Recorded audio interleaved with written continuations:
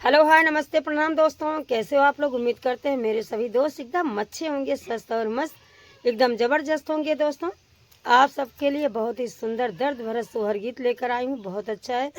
Video को फुल watch करेंगे दोस्तों, तभी वीडियो में आनंद आएगा और लास्ट में पता चलता है कि लास्ट में वीडियो में क्या है। आप लोग फुल वॉच करेंगे और आप सबके लिए ले चलती हूँ सोहर गीत पे। मचिया ही बैठी है सासु त बाहुवरिया रज कर बाहुवरिया रज कर हो। सासु भरा है सपना एका देखे सपन बड़ा सुंदर सपन बड़ा सुंदर हो। सासु भरा है सपन एका देखे सपन बड़ा सुंदर सपन बड़ा सुंदर हो। सासु ते बोलायु न पावै न दे उठी बोलै न दे उठी बोलै हो। भौजी तू तो वाहु जन्मा कई बाजनिया सपन कैसे देखियो सपन कैसे देखियो हो। भौजी तू तो वाहु जन्मा कई बाजनिया सपन कैसे देखियो सपन कैसे देखियो हो। हुआ कई उठली तीरियवा तो शंकर जी के लगे गाई शंकर जी के लगे गाई हो।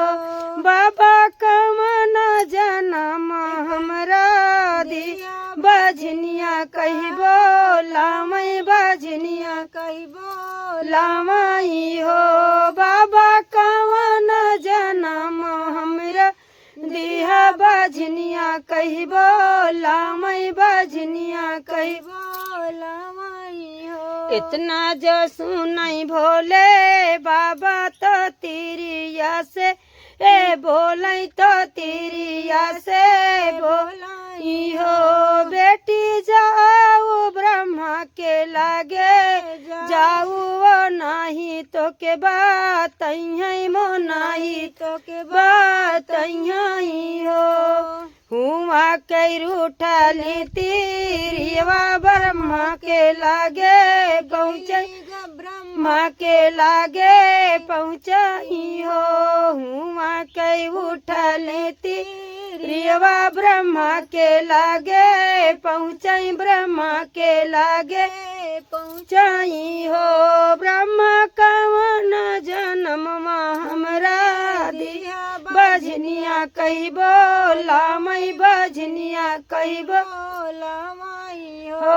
ब्रह्मा कवन जन्म हमरा देहा बजनिया कहिबो लामई बजनिया कहिबो लामई हो। ब्रह्मा कवन किस्मतिया हमरी लिख्या बजनिया कहिबो लामई बजनिया कहिबो लामई हो। तुही मोरी बेटी से बेटी तुम्हारी ठाकुराइन तुम्हारी ठाकुराइनी हो। बेटी जाहू लवटी घर अपने बाला का तोहरे हुई है बजनिया नौना छुटी है बजनिया नौना छुटी है तो बेटी जाओ लवटी घरे अपने बाला का तोहरे हुई है बजनिया नौना छूटे बजनिया नौना छूटाई हो।